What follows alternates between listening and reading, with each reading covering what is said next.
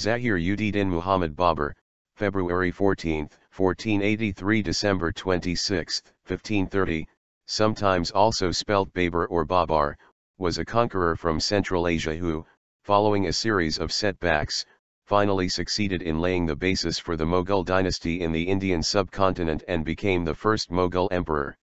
He was a direct descendant of Turco-Mongol conqueror Timur-Lane, from the Barlas clan, through his father, and also a descendant of Genghis Khan through his mother.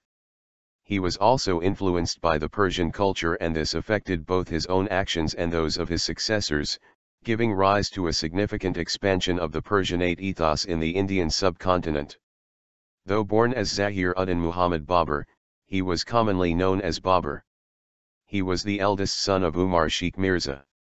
He ascended the throne of Fergana in 1495 at the age of 12 and faced rebellion from his own relatives.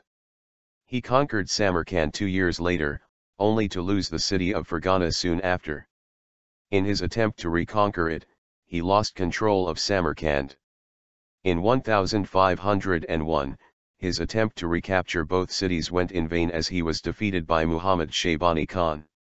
In 1504, he conquered Kabul, which was under the rule of the infant heir of Ulugh Beg. Babur formed a partnership with Safavid ruler Ismail I and reconquered parts of Central Asia including Samarkand, only to lose again to the Uzbeks. After losing the city clarification needed for the third time, Babur turned his attention to creating his empire in North India. At that time, North India was ruled by Ibrahim Lodi of the Lodi dynasty. In 1524, Daud Khan Lodi invited his nephew, Babur, to overthrow Ibrahim and become ruler. Babur defeated Ibrahim Lodi at the First Battle of Panipat in 1526 and so founded the Mughal Empire. However, he again had to face opposition, this time from Rana Sanga of Mewar, who considered Babur as a foreigner. The Rana was defeated at the Battle of Kanway. Babur married several times. Notable among his sons are Humayun, Kamran Mirza, and Hindal Mirza. He died in 1530 and was succeeded by Humayun. According to Babur's wishes, he was buried in Bahi Babur at Kabul in Afghanistan. Being a patrilineal descendant of Timur, Babur considered himself as a Timurid and Turk, though Uzbek sources claim him as an ethnic Uzbek. He is considered a national hero in Uzbekistan and Kyrgyzstan. Many of his poems also have become popular folk songs. He wrote his autobiography, Baburnama, in Chagatai Turkic, and this was later translated to Persian during Akbar's reign. Babur was born as Ruddin Muhammad, Arabic, but was more commonly known by his nickname, Babur. He had the royal titles Badshah and Al-Ultnu al-Azam Wala with Makron Qa with Makron N al-Mukarram Pa with Makron Dsha with Makron Hea with Makron Z. Ruddin, Defender of the Faith, Muhammad was an Arabic name and difficult to pronounce for the Central Asian Turco-Mongols, therefore the name Babur was adopted. According to historian Stephen Frederick Dale, the name Babur is derived from the Persian word Babur, meaning tiger, a word that repeatedly appears in Ferdowsi's Shahnameh and had also been borrowed by the Turkic languages of Central Asia. This thesis is supported by the explanation that the Turco-Mongol name Timur underwent a similar evolution, from the Sanskrit word simara, iron, via a modified version *imr to the final Turkicized version Timur, with r replacing r because of need to provide vocalic support between m and r. The choice of vowel would nominally be restricted to one of the four front vowels, e, I, o, u per the Ottoman vowel harmony rule, hence Babur, although the rule is routinely violated for words of Persian or Arabic derivation. Contradicting these views, historian W. M. Thaxton argues that the name must instead be derived from a word that has evolved out of the Indo-European word for beaver, pointing to the fact that the name is pronounced ba with Makron hbor in both Persian and Turkic, similar to the Russian word for beaver, Babur. Background. Babur's memoirs form the main source for details of his life. They are known as the Baburnama and were written in Chagatai Turkic, his mother tongue, though, according to Dale, His Turkey prose is highly Persianized in its sentence structure, morphology, or word formation and vocabulary. Baburnama was translated into Persian during the rule of Babur's grandson Akbar. Babur was born on February 14 OS 1483 in the city of Andijan, Andijan province, Fergana Valley, contemporary Uzbekistan. He was the eldest son of Umar Sheikh Mirza, ruler of the Fergana Valley, the son of Absad Mirza, and grandson of Miran Shah, who was himself son of Timur, and his wife Kutluk Nigar Khanum, daughter of Yunus Khan, the ruler of Mogolistan, and great-great-grandson of Tughlaq Timur, the son of Esan Bukai, who was the great-great-great-grandson of Chagatai Khan, the second-born son of Genghis Khan. Babur hailed from the Barlas tribe, which was of Mongol origin and had embraced Turkic and Persian culture. He converted to Islam and resided in Turkestan and Khorasan. Aside from the Chagatai language, Babur was equally fluent in Persian, the lingua franca of the Timurid elite.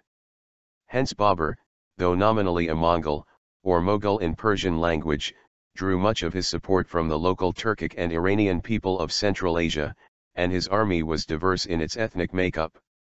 It included Persians, known to Babur as Sarts and Tajiks, ethnic Afghans, Arabs, as well as Barlas and Chagatai Turco-Mongols from Central Asia. Babur's army also included Kizilbaj fighters, a militant religious order of Shia Sufis from Safavid Persia.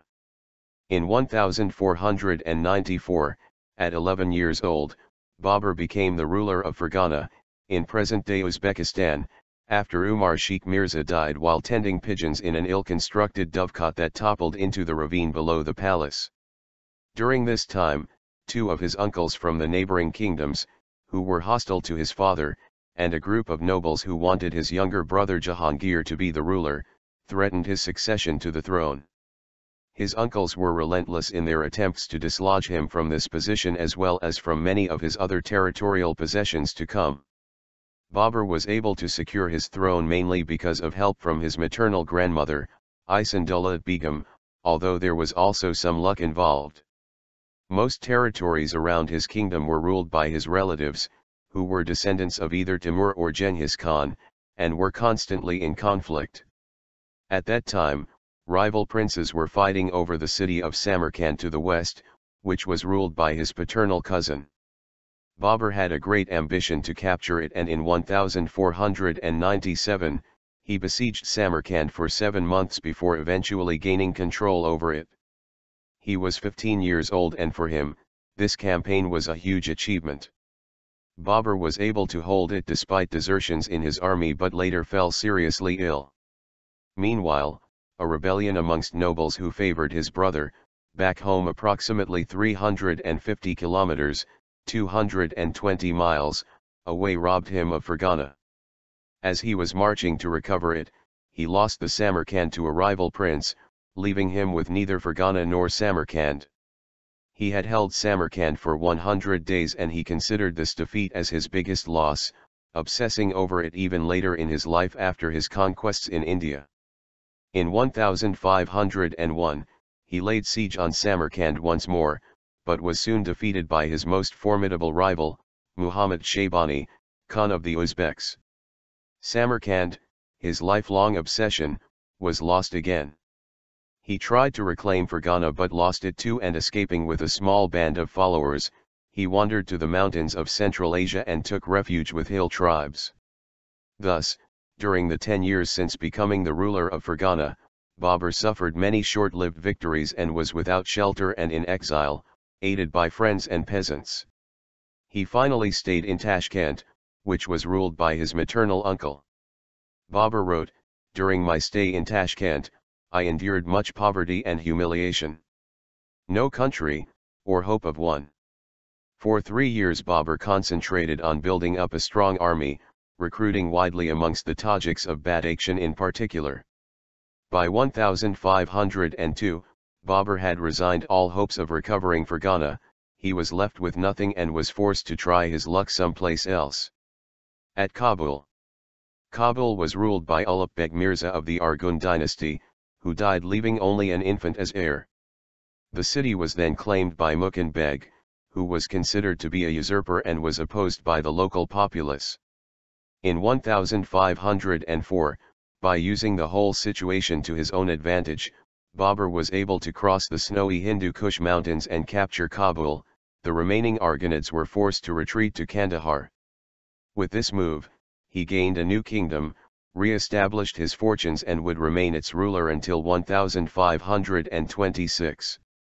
In 1505, because of the low revenue generated by his new mountain kingdom, Babur began his first expedition to India. In his memoirs, he wrote, "My desire for Hindustan had been constant. It was in the month of Shaban, the sun being in Aquarius, that we rode out of Kabul for Hindustan. It was a brief raid across the Khyber Pass."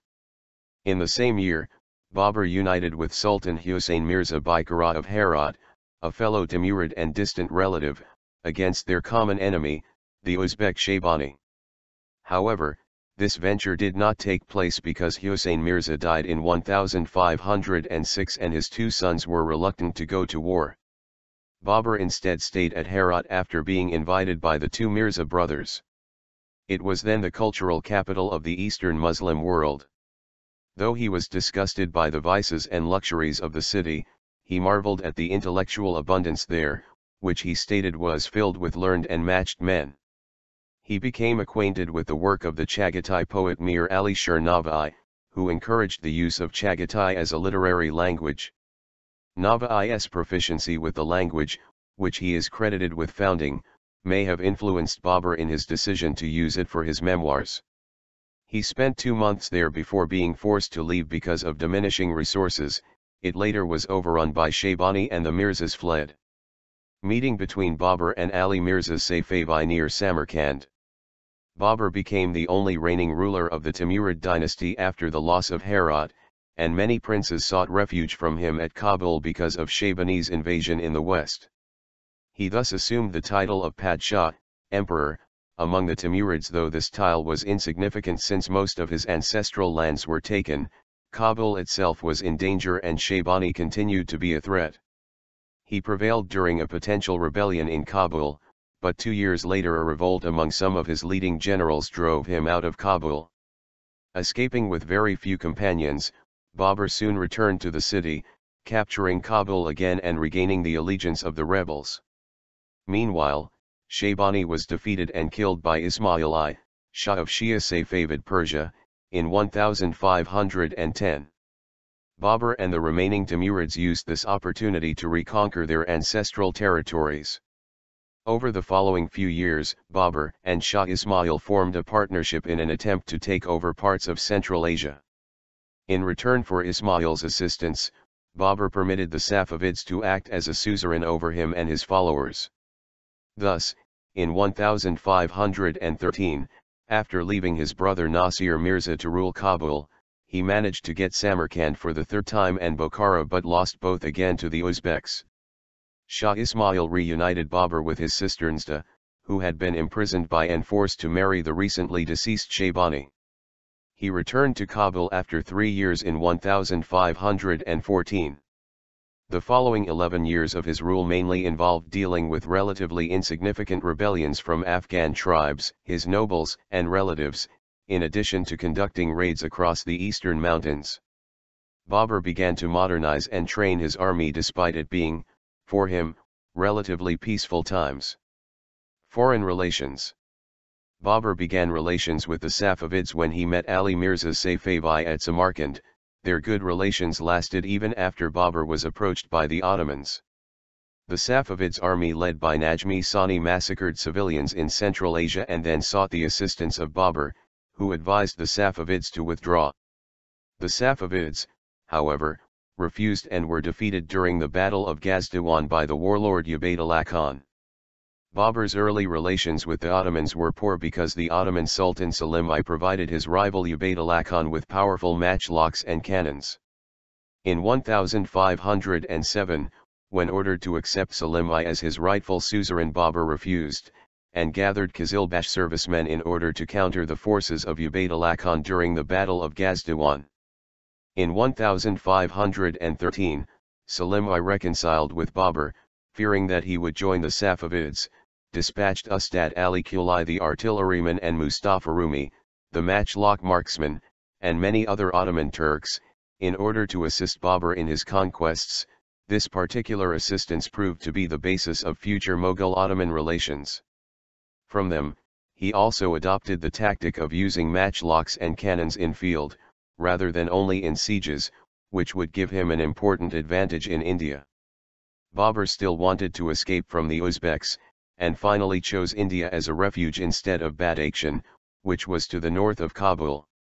He wrote, "In the presence of such power and potency, we had to think of some place for ourselves and, at this crisis and in the crack of time there was, put a wider space between us and the strong foeman." After his third loss of Samarkand, Babur gave full attention on conquest of India, launching a campaign. He reached Chenab in 1519. Until 1524, his aim was to only expand his rule to Punjab, mainly to fulfill his ancestor Timur's legacy, since it used to be part of his empire. At the time parts of North India was under the rule of Ibrahim Lodi of the Lodi dynasty, but the empire was crumbling and there were many defectors. He received invitations from Dalit Khan Lodi, governor of Punjab, and Zahir-ud-din, uncle of Ibrahim. He sent an ambassador to Ibrahim, claiming himself the rightful heir to the throne of the country. However, the ambassador was detained at Lahore and released months later. Babur started for Lahore, Punjab, in 1524 but found that Dalit Khan Lodi had been driven out by forces sent by Ibrahim Lodi. When Babur arrived at Lahore, the Lodi army marched out and his army was routed. In response, Babur burned Lahore for 2 days, then marched to Dipalpur, placing Alam Khan, another rebel uncle of Lodi's, as governor. Alam Khan was quickly overthrown and fled to Kabul. In response, Babur supplied Alam Khan with troops who later joined up with Dalit Khan Lodi, and together with about 30,000 troops, they besieged Ibrahim Lodi at Delhi. He easily defeated and drove off Alam's army, and Babur realized Lodi would not allow him to occupy the Punjab. First Battle of Panipat. Babur started his campaign in November 1525. He got news at Peshawar that Dalit Khan Lodi had switched sides and drove out Zahir-ud-din. Clarification needed. Babur then marched on to Lahore to confront Dalit Khan Lodi, only to see Dalit's army melt away at their approach. Dalit surrendered and was pardoned. Thus within 3 weeks of crossing the Indus, Babur became the master of Punjab. Babur marched on to Delhi via Sirhind. He reached Panipat on April 20, 1526, and there met Ibrahim Lodi's numerically superior army of about 100,000 soldiers and 100 elephants. In the battle that began on the following day, Babur utilized the tactic of Tulugma, encircling Ibrahim Lodi's army and forcing it to face artillery fire directly, as well as frightening its war elephants. Ibrahim Lodi died during the battle, thus ending the Lodi dynasty. Babur wrote in his memoirs about his victory. "By the grace of the Almighty God, this difficult task was made easy to me, and that mighty army, in the space of a half a day, was laid in dust." 24. After the battle, Babur occupied Delhi and Agra, took the throne of Lodi, and laid the foundation for the eventual rise of Mughal rule in India. However, before he became India's ruler, he had to fend off challengers, such as Rana Sanga. Babur and the Mughal army at the Irva Valley in Gwalior. The Battle of Kanway was fought between Babur and the Rajput ruler Rana Sanga on March 17, 1527. Rana Sanga wanted to overthrow Babur, whom he considered to be a foreigner ruling in India, and also to extend the Rajput territories by annexing Delhi and Agra. He was supported by Afghan chiefs who felt Babur had been deceptive by refusing to fulfill promises made to them. Upon receiving news of Rana Sanga's advance towards Agra, Babur took a defensive position at Kanway, currently in the Indian state of Uttar Pradesh, from where he hoped to be able to launch a counterattack later. According to K.V. Krishna Rao, Babur won the battle because of his superior generalship and modern tactics. The battle was one of the first in India that featured cannons. Rao also notes that Rana Sanga faced treachery when a Silhadi man converted to Islam and joined Babur's army with a garrison of 6,000 soldiers. Personal life and relationships.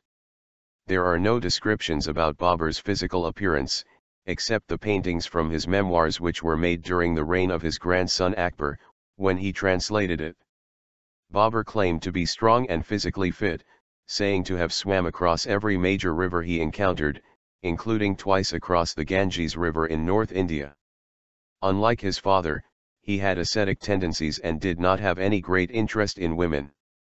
In his first marriage, he was bashful towards Aisha Sultan Begum, later losing his affection for her.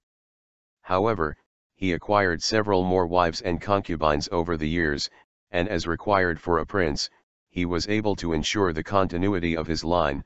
Babur treated them and his other women relatives well. In his memoirs, there is a mention of his infatuation for a younger boy when Babur was 16 years old.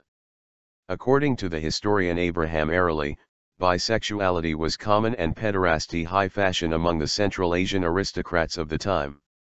Babur's first wife, Aisha Sultan Begum, was his cousin, the daughter of Sultan Ahmad Mirza, his father's brother. She was an infant when betrothed to Babur, who was himself 5 years old. They married 11 years later, c. 1498–99 AD. The couple had one daughter by her, Fakhra-un-Nisa, who died within a year in 1500. 3 years later, after Babur's first defeat at Fergana, Aisha left him and returned to her father's household. In 1504, Babur married Zainab Sultan Begum, who died childless within 2 years. In the period 1506–08, Babur married 4 women, being Mayhem Begum, in 1506, Maysuma Sultan Begum, Gulrukh Begum, and Dildar Begum. Babur had 4 children by Mayhem Begum, of whom only one survived infancy. This was his eldest son and heir, Humayun. Maysuma Sultan Begum died during childbirth. The year of her death is disputed, either 1508 or 1519.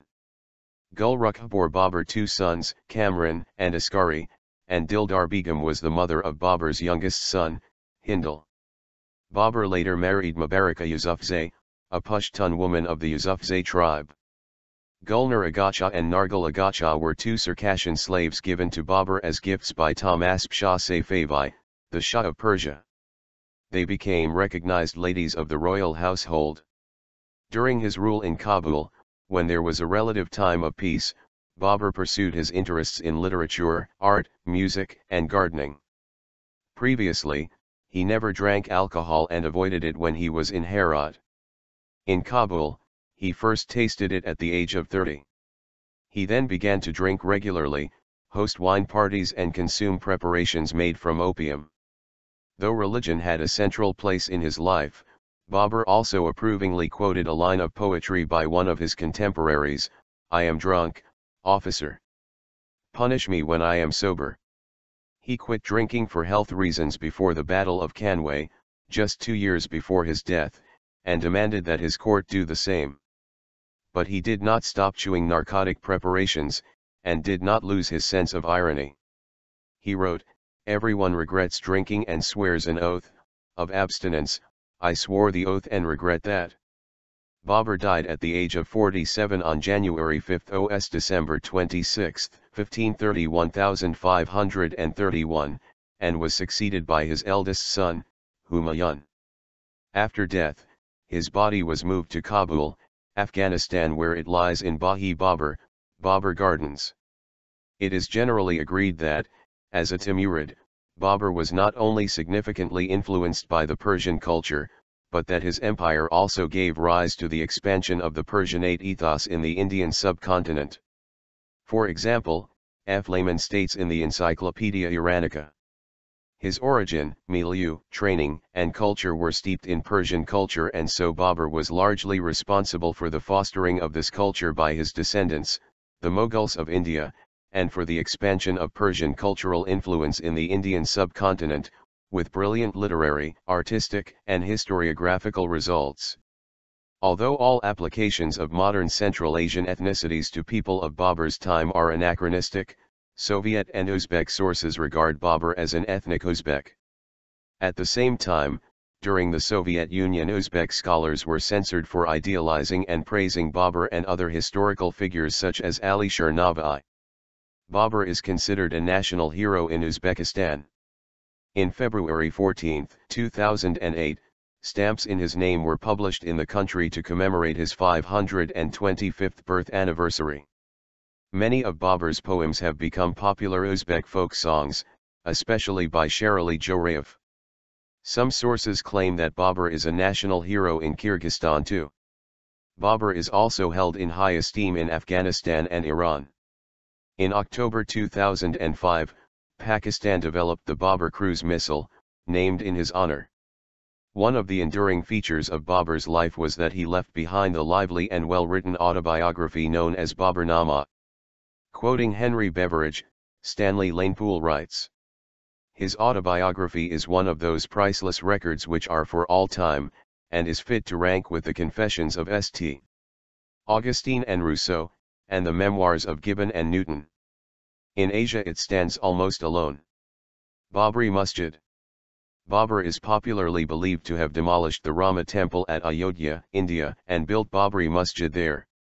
However, 3 inscriptions which once adorned the surface of the mosque indicate that it was constructed on the orders of Mir Baiki, not Babur. Baiki was one of Babur's generals who led forces sent to the region during his reign. In 2003, the Archaeological Survey of India, ACI, was asked to conduct a more detailed study and an excavation to ascertain the type of structure that was beneath the rubble of Babri Masjid. According to a news report in the week, the ACI report indicated no mention of a temple, only of evidence of a massive structure, fragments of which speak about their association with temple architecture of the Saivite style. Zahir-ud-din Muhammad Babur, February 14, 1483 December 26, 1530, sometimes also spelt Babar or Babar, was a conqueror from Central Asia who, following a series of setbacks, finally succeeded in laying the basis for the Mughal dynasty in the Indian subcontinent and became the first Mughal emperor. He was a direct descendant of Turco-Mongol conqueror Timur-Lane, from the Barlas clan, through his father, and also a descendant of Genghis Khan through his mother. He was also influenced by the Persian cult. North India was ruled by Ibrahim Lodi of the Lodi dynasty. In 1524, Dalit Khan Lodi invited his nephew, Babur, to overthrow Ibrahim and become ruler. Babur defeated Ibrahim Lodi at the First Battle of Panipat in 1526 and so founded the Mughal Empire. However, he again had to face opposition, this time from Rana Sanga of Mewar, who considered Babur as a foreigner. The Rana was defeated at the Battle of Kanway. Babur married several times, and this affected both his own actions and those of his successors, giving rise to a significant expansion of the Persianate ethos in the Indian subcontinent. Though born as Zahir-ud-din Muhammad Babur, he was commonly known as Babur. He was the eldest son of Umar Sheikh Mirza. He ascended the throne of Fergana in 1495 at the age of 12 and faced rebellion from his own relatives. He conquered Samarkand 2 years later, only to lose the city of Fergana soon after. In his attempt to reconquer it, he lost control of Samarkand. In 1501, his attempt to recapture both cities went in vain as he was defeated by Muhammad Shaybani Khan. In 1504, he conquered Kabul, which was under the rule of the infant heir of Ulugh Beg. Babur formed a partnership with Safavid ruler Ismail I and reconquered parts of Central Asia including Samarkand, only to lose again to the Uzbeks. After losing the city clarification needed for the third time, Babur turned his attention to creating his empire in North India. At that time, notable among his sons are Humayun, Kamran Mirza, and Hindal Mirza. He died in 1530 and was succeeded by Humayun. According to Babur's wishes, he was buried in Bahi Babur at Kabul in Afghanistan. Being a patrilineal descendant of Timur, Babur considered himself as a Timurid and Turk, though Uzbek sources claim him as an ethnic Uzbek. He is considered a national hero in Uzbekistan and Kyrgyzstan. Many of his poems also have become popular folk songs. He wrote his